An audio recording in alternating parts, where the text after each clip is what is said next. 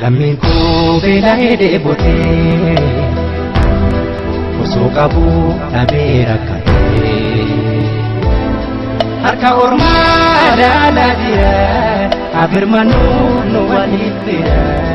harka ormaa ilaalaa jira abirmanuu nu waliif fira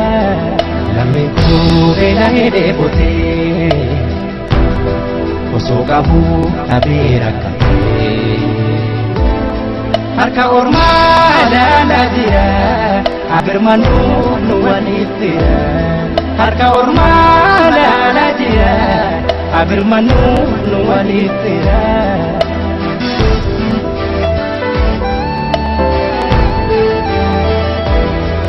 tasa yoo jabaatee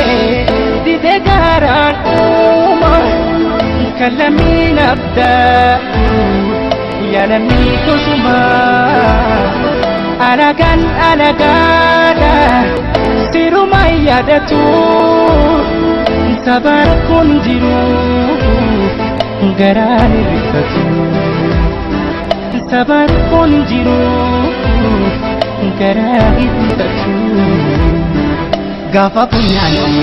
ijjime mambufti rakkoon dhiiga ofii gadoo namaaf kuusti maqaa tokkoon nu beeku nus waliin waamamna walumaan dheebonne walumaan beelofna tokko riiba dhabna tokko nagaa hin rafu gamasii beelofna gamana hin quufu dhiigatu beekara fontu walii bifata onee isaa tokko kanaaf dhikkifata onee isaa tokko kanaaf dhikkifata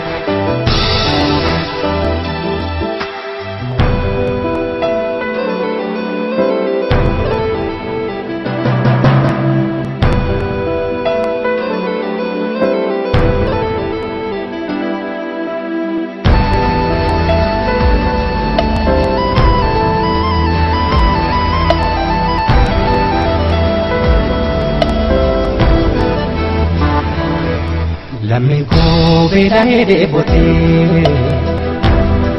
osoo qabuu dhabee rakkatee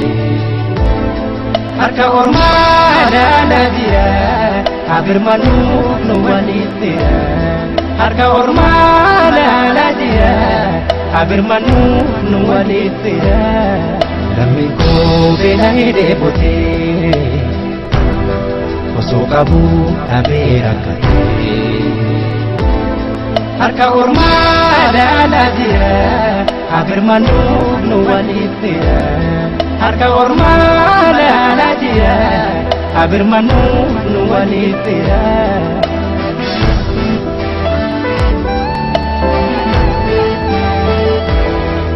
barakaan aniidha kan waliin naadannu bara barri hammaate bara waliin wali babir manu